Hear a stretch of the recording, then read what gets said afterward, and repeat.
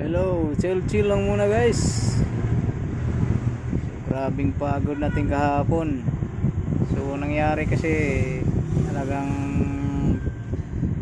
biglang buhos yung tubig sa lugar natin. So, hindi natin na-expect, no?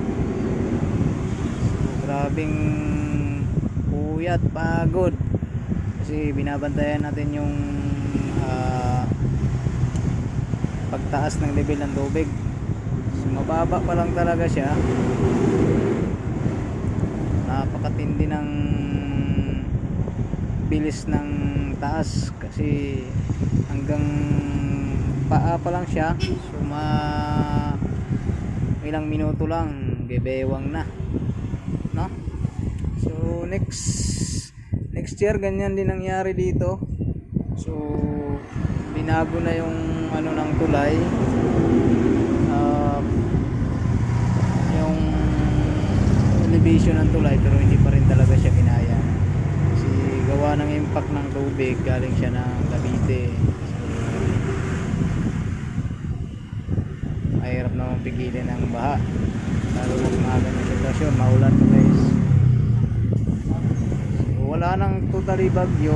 So nung nakaraang araw, so yun ay habagat na lang. So nahuli talaga yung ulan. So yun, nag-ipon ng ulan. So bumagsak ngayon, isang bagsakan na siya. So lahat kami dito guys, walang natisalbang. Pwera lang dito sa akin kasi may mga taas naman tayo. Sa taas yun ay ibang mga gamit natin, so doon natin nilagay. Pero yung mga ibang karatig na kapitbahay natin, halos walang naisalba yung iba guys kasi hanggang gadibdib ng tubig. So ayan ang mga situation pag mga ganitong bagyo, mga hindi natin na-expect yung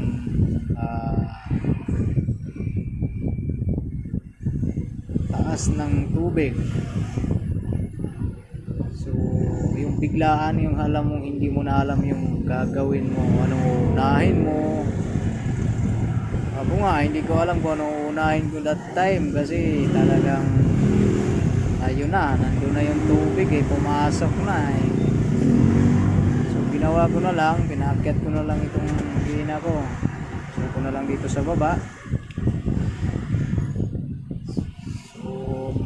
Basang basa, no? Basang basa tayo, ay wala tayong magagawa, no choice kasi yung mga paninda naman sa baba. So, tinitingnan natin kung may pagtaas ng tubig. So, mamaya kasi pagtaas ng tubig, so tinataas din natin yung kung ano yung mababasa sa sa ground. So talaga yung rep ko inaabot talaga guys. Hindi natin alam kung may andar pa o hindi. Pero iba guys, yung mga kapitbahay natin, yung lutang ang mga gamit nila, halos walang natira guys. So thankful pa rin tayo kasi may naisalba naman din tayo kahit pa paano,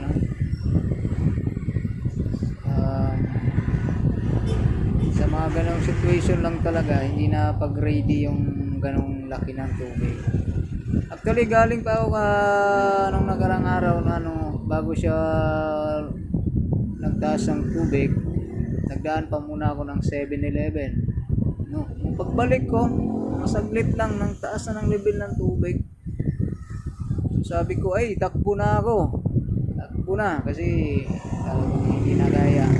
Sabi ko tataas na to. Sabi ko magdamag pa talagang ulan, ay wala na.